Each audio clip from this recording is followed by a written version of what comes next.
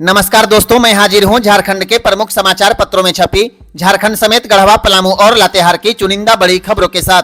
जानिए आज की तमाम बड़ी खबरें जो आपके लिए जानना बेहद जरूरी है। चाहे बात हो मैया सम्मान योजना की, पीएम और अबुआ आवास की, या फिर राशन कार्ड और पेंशन जैसी योजनाओं की।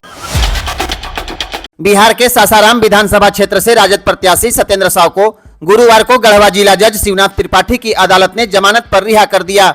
उन्हें 20,000 रुपए के 2 मुचलके पर जमानत दी गई है। इसके साथ ही 20,000 रुपए दंड के रूप में जमा करने का आदेश दिया गया है। राजद प्रत्याशी सत्येंद्र साव को 20 अक्टूबर को नामांकन दाखिल करने के दौरान पुलिस ने गिरफ्तार किया था। उनके खिलाफ 14 मार्च 2018 को अस्थायी वारंट जारी हुआ था। झारखंड का पलामू टाइगर रिजर्व अब सिर्फ बाघ और हाथियों का नहीं बल्कि सैकड़ों रंग बिरंगे परिंदों का भी घर बन चुका है। सर्द हवाओं के साथ यहाँ पर 200 से ज्यादा प्रजातियों के पक्षी लौट आए हैं।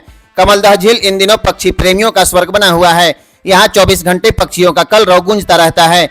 मोर, नीलकंठ, बगुला, हार्नबिल और कई प्रवासी पक्षी हर कोने को जीवंत बना रहे हैं। बेतला पार्क, औरंगा और कोयल नदी के किनारे भी इनका खूबसूरत बसेरा देखा जा सकता है। पीटीआर प्रशासन ने हाल ही में एक सर्वे कराया है जिसमें 200 से अधिक पक्षी प्रजातियों की पहचान हुई है। अधिकारियों का कहना है कि हम जलाशयों और घोंसला वाले इलाकों की सुरक्षा पर खास ध्यान दे रहे हैं। अगर आप बर्ड वाचिंग के शौकीन हैं तो सर्दियों में पलामू जरूर आइए।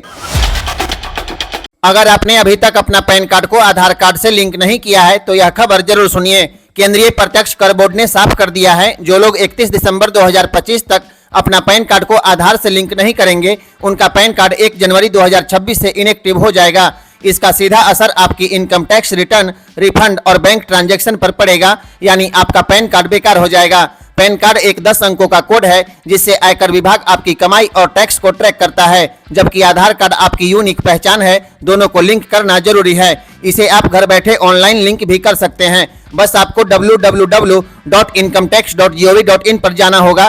पैन आधार लिंकिंग सेक्शन में डिटेल भरना होगा। इसके बाद आपका पैन कार्ड आधार कार्ड से लिंक हो जाएगा। याद रखिए 31 दिसंबर 2025 इसकी आखिरी तारीख है। उसके बाद आपका पैन कार्ड ब्लॉक हो जाएगा। झारखंड में 2 लाख से ज्यादा ओबीसी छात्रों की स्कॉलरशिप अटक गई। केंद्र और राज्य सरकार के बीच तकरार का खामियाजा अब छात्र भुगत रहे हैं। दरअसल राज्य सरकार ने 2022 में बिना केंद्र की सहमति के छात्रवृत्ति की राशि 1 लाख रुपए तक बढ़ा दी, जबकि केंद्र सरकार अब भी सिर्फ 20,000 रुपए देने पर अड़ा है। नतीजा ऐसा हुआ कि शैक्षणिक सत्र 2024-25 में 2,14,000 छात्रों को 1 रुपए की भी स्कॉलरशिप अब तक नहीं मिली।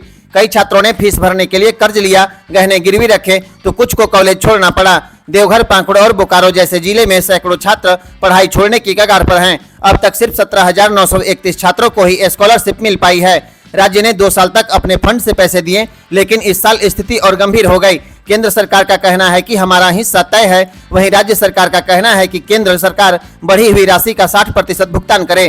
कागजों की यह लड़ाई अब गरीब छात्रों के भविष्य पर भारी पड़ रही है। झारखंड के डीजीपी अनुराग गुप्ता के इस्तीफे की अटकलों पर आज विराम लग गया। झारखंड को नया प्रभारी डीजीपी मिल गया है। 1994 बैच की आईपीएस तदासा मिश्रा को झारखंड का प्रभारी डीजीपी बना दिया गया। गृह, कारा एवं आपदा प्रबंधन विभाग ने गुरुवार की रात इस संबंध में अधिसूचना जारी कर दी। तदासा मिश्रा अभी गृह विभाग में विशेष सचिव के पद पर कार्यरत थीं। उन्होंने इससे पहले रेल एडीजी और जैप एडीजी जैसे अहम पदों पर काम कर चुकी हैं। वे दिसंबर 2025 में रिटायर होंगी। बताया जा रहा है पूर्व डीजीपी अनुराग गुप्ता के इस्तीफे को सरकार ने स्वीकार कर लिया। उनके इस्तीफे के बाद अब नए अस्थायी डीजीपी की दौड़ में प्रशांत सिंह और एमएस भाटिया के नाम सबसे आगे हैं। सूत्रों के अनुसार प्रशांत सिंह सरकार की पहली पसंद बताए जा रहे हैं। जल्द ही झारखंड को नया अस्थायी डीजीपी मिल जाएगा। वीडियो को अंत तक जरूर देखें ताकि कोई जरूरी सूचना छूट न जाए। वीडियो अच्छा लगे तो लाइक, कमेंट और शेयर करें और चैनल को सब्सक्राइब जरूर करें। कमेंट बॉक्स में जरूर बताएं आप किस जिले से इस वीडियो को देख रहे हैं और वीडियो आपको कैसा लगा। झारखंड के मुख्यमंत्री पशुधन विकास योजना किसानों के लिए बनी थी, लेकिन अब यह एक भ्रष्टाचार की फैक्ट्री बन गई। गढ़वा जिले में गव्य विकास विभाग में बड़ा घोटाला सामने आया है। रमुना प्रखंड के मड़वनिया गांव के आपूर्तिकर्ता उपेंद्र यादव ने खुद और अपने 22 परिवार के सदस्यों को योजना का लाभार्थी बना दिया। 4 साल तक इन्हीं नामों पर करोड़ों रुपए की निकासी होती रही। गाय पालन, फॉडर गोदाम, डीप बोरिंग और मिल्किंग मशीन सब कुछ कागजों पर दिखा दिया गया, लेकिन जमीनी हकीकत में न कहीं मशीन है और न कहीं गोदाम दिखा। विभाग ने कहा है कि मामले की जांच कर दोषियों पर कार्रवाई होगी, लेकिन सवाल है कि 4 साल तक यह सब कैसे चलता रहा। किसानों के नाम पर यह खेल हो रहा है। क्या यही विकास की असली तस्वीर है? झारखंड में जनगणना 2027 की तैयारी अब तेज हो गई है। राज्य में जनगणना का प्रारंभिक काम भी शुरू हो चुका है। 9 नवंबर से डेटा एंट्री का काम शुरू होगा और पहली बार यह पूरी प्रक्रिया डिजिटल माध्यम से की जाएगी। इस बार लोग खुद अपनी गणना कर सकेंगे। कागजी फार्म की जगह अब जनगणना ऐप और ऑनलाइन पोर्टल अपनाया जाएगा। हर गांव हर शहर की जियो फेंसिंग की जाएगी और हर घर को एक यूनिक हाउस टैग मिलेगा। सरकार ने इसके लिए 1 नवंबर से पायलट प्रोजेक्ट की ट्रेनिंग भी पूरी कर ली है। अब 14 नवंबर से लेकर जनवरी 2026 तक फील्ड ट्रेनर और मास्टर ट्रेनर का प्रशिक्षण चलेगा। जनगणना की प्रक्रिया 1 मार्च 2027 से औपचारिक रूप से शुरू होगी। इस बार खास बात यह है कि जातिगत विवरण की गणना भी व्यापक स्तर पर की जाएगी, यानी अनुसूचित जाति, जनजाति, ओबीसी और अन्य सभी वर्गों का डेटा एक साथ जुटाया जाएगा। जनगणना विभाग का दावा है, डिजिटल जनगणना से प्रक्रिया तेज, पारदर्शी और सटीक होगी। झारखंड में नगर निकाय चुनाव को लेकर एक बड़ा अपडेट सामने आया है। राज्य में वार्डों का पुनर्गठन नहीं किया जाएगा। अब चुनाव पुराने परिसीमन यानी पहले की सीमाओं और वार्ड संख्या के आधार पर ही किया जाएगा।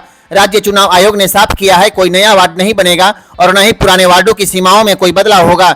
झारखंड में 48 नगर निकाय हैं, जिनमें 12 नगर निकायों के चुनाव जून 2020 से लंबित हैं, जबकि बाकी का कार्यकाल अप्रैल 2023 में समाप्त हो चुका है।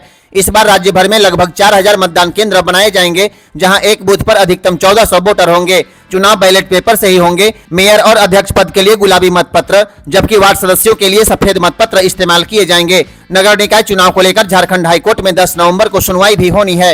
राज्य के सभी बड़े शहर रांची, धनबाद, देवघर, गढ़वा, चाईबासा, गिरिडीह, चतरा, साहिबगंज, जामताड़ा सहित कुल 48 निकायों में चुनाव की तैयारी अब तेज हो चुकी है। भारतीय रेलवे अब केवल ट्रेन चलाने तक सीमित नहीं रहेगा, अब रेलवे आपका डिलीवरी पार्टनर भी बनेगा। जी हां, रेलवे ने door to door delivery service शुरू की है, जहां आपके घर से सामान उठाकर उसे सीधे दूसरे शहर के घर तक पहुंचाया जाएगा। सेवा की शुरुआत मुंबई से कोलकाता रूट पर की गई है। जल्द ही इसे देश भर के अन्य शहरों तक बढ़ाया जाएगा।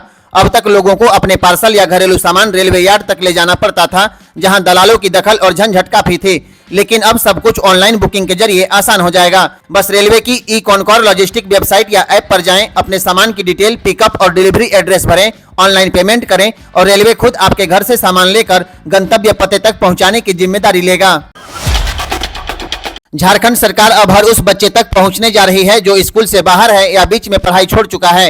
राज्य में 15 नवंबर से हाउस होल्ड सर्वे की शुरुआत होगी, जो 10 जनवरी 2026 तक चलेगा।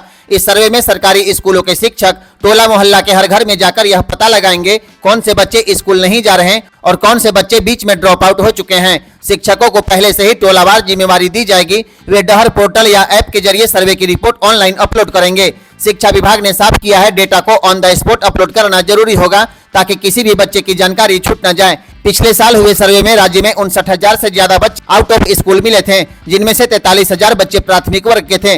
अब इस नए सर्वे के जरिए हर बच्चे को दोबारा स्कूल लाने की योजना पर काम होगा। राज्य के सभी स्कूलों को 12 नवंबर तक सर्वे की तैयारी पूरी करने का निर्देश दिया गया है। गढ़वा शहर में आज से जादू का जलवा बिखरेगा। टाउन हॉल में जादूगर शंकर सम्राट का शानदार शो शुक्रवार से शुरू होने वाला है, जो पूरे 1 महीने तक चलेगा। जादूगर शंकर सम्राट ने दावा किया है, अगर जिला प्रशासन से अनुमति मिल जाए तो वे गढ़वा शहर के घंटाघर को गायब कर देंगे। इस दावे के बाद शहर में लोगों की उत्सुकता चरम पर है। शो का उद्घाटन नगर परिषद के कार्यपालक पदाधिकारी सुशील कुमार करेंगे।